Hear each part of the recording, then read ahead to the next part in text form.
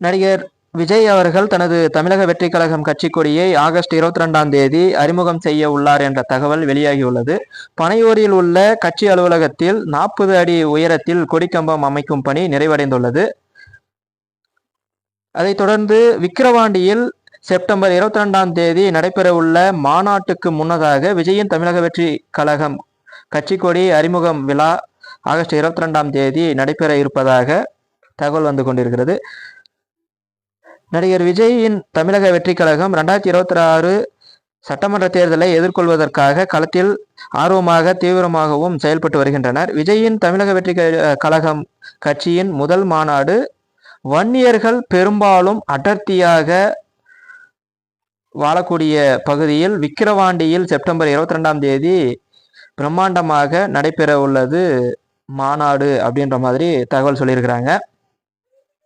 இதில் தான் நம்ம முக்கியமாக கவனிக்க வேண்டிய விஷயம், குறிப்பாக வன்னியர் சமுதாய இளைஞர்கள், வன்னியர் சமுதாயத்தை சார்ந்த பெண்கள், தாய்மார்கள், பெரியோர்கள், சிறியோர்கள் வரைக்கும் எல்லாமே வன்னியர் சமுதாயத்தை சேர்ந்தவங்க ரொம்ப கவனமாக இதை புரிஞ்சுக்கணும்.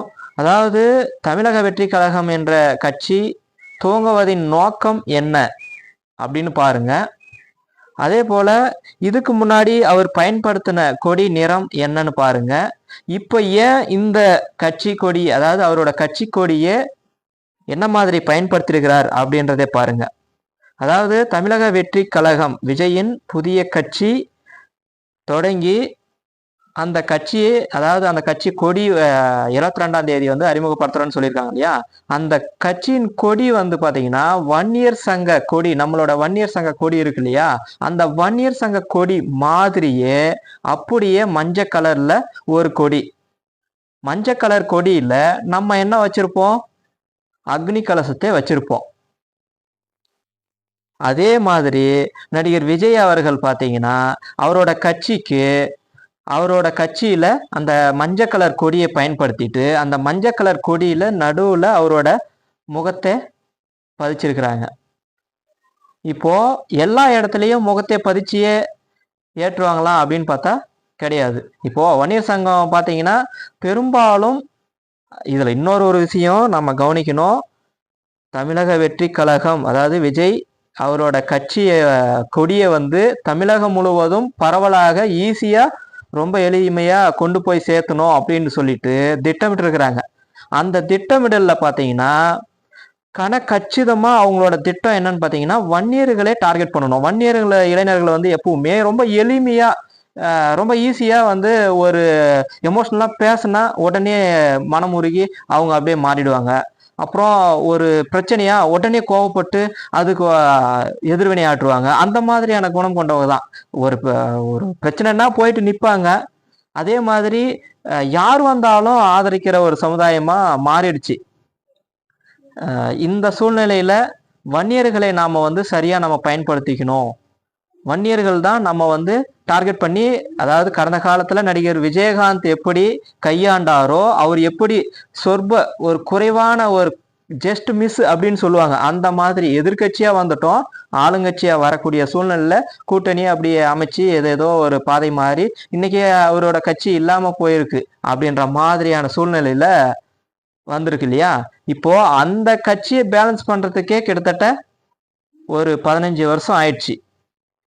இப்போ மறுபடியும் அந்த கட்சியை பேலன்ஸ் பண்றதுக்கு இது வந்து குறிப்பா வன்னியர் சமுதாயத்துக்கு தான் நான் சொல்றேன். அந்த கட்சி விஜயகாந்த் கட்சி வந்ததுல இருந்து வன்னியர்களோட எழுச்சி குறைவானது. வன்னியர்களோட குறிப்பா சொல்லணும்னா பாட்டாளி மக்கள் கட்சியோட வளர்ச்சி அப்படியே தேக்க நிலையில இருந்தது. வீழ்ச்சின்னு சொல்ல முடியாது, தேக்க நிலையே. அவங்களோட ஓட் பேங்க் அப்படியே இருந்தது. ஆனா அவங்களோட வீரியம், அவங்களோட போர்ஸ் வந்து பாத்தீங்கன்னா பெரும் அளவுல இல்லைன்னு தான் சொல்லணும்.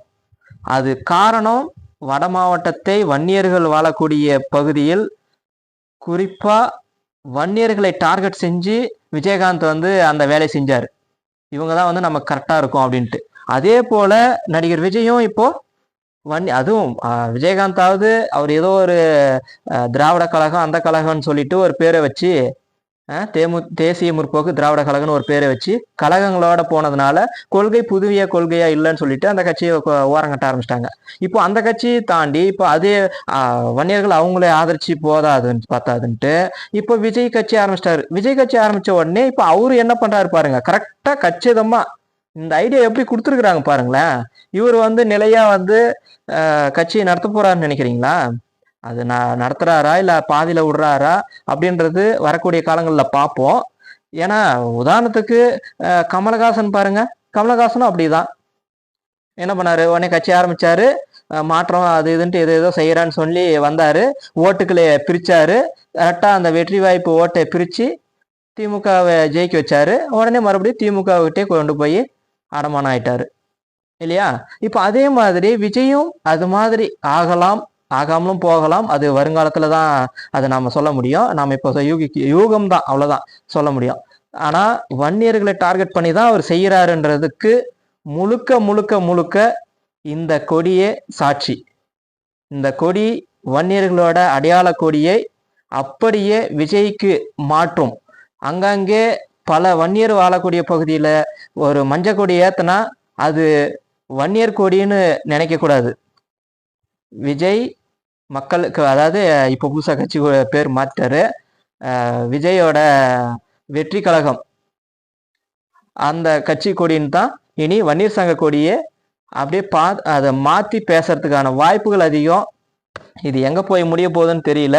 வன்னிய இளைஞர்கள் ரொம்ப கவனமா இருக்கணும். இந்த மாதிரி சூழ்நிலையில தான் தொடர்ச்சியா இப்போ பாத்தீங்கன்னா சமீபத்துல கூட தாழ்த்தப்பட்ட சமுதாயத்தையே நாங்க ஆதரிக்குவோம், முதல்வராக்குவோம் அப்படின்னு சொல்லிட்டு மருத்துவர் அன்புமணி ராமதாஸ் அவர்கள் கூட சொன்னாரு. ஆனா அந்த சமுதாயத்தை சார்ந்த சில தலைவர்கள் அதை ஏத்துக்கிட்டாங்களா அப்படின்னு பார்த்தா கேவலமா பேசுறாங்க. இவங்கெல்லாம் எங்களை ஆதரிக்கணுமா, இவங்கெல்லாம் எங்களை பண்ணணுமா, முதல்ல உங்களே பார்த்துக்கங்க அப்படின்னு கேவலமா பேசுற நிலைமையில நம்ம இருக்கிறோம். அப்போ இது யாரோட தவறு? எவன் வந்தாலும் அவனுக்கு கொடி பிடிச்சிட்டு அவனுக்கு கோஷம் போட்டுட்டு அவனுக்கும் ஒரு 4 பேரு நாங்களும் இருக்கிறோம் அப்படின்னு சொல்லிட்டு ஒரு கட்சியை அடையாளப்படுத்துறது யாரு? நம்ம சமுதாயம் தான், நம்ம வன்னியர் சமுதாயம் தான். அதனால வன்னியர் சமுதாய சொந்தங்களே தயவு செஞ்சு கேட்கிறோம், இனி வரும் காலங்களில் பாட்டாளி மக்கள் கட்சியை நாம் ஆதரிக்க வேண்டும். இது போன்ற சில விசமைகள் வருவார்கள் போவார்கள், ஆனால் நாம் உறுதியாக இதை எதிர்கொள்ள வேண்டும். நம்மளுடைய இலக்கு நம் சமுதாயத்தின் ஒற்றுமை. மருத்துவர் ஐயா பின்னாடி நாம் போகணும், நிற்கணும், நம்மளுடைய உரிமையை மீட்டெடுக்கணும். அதில் தான் நம்ம முழு கவனத்தை செலுத்தணும் அப்படின்றது தான் என்னோட கருத்தை நான் பதிவு செய்கிறேன்.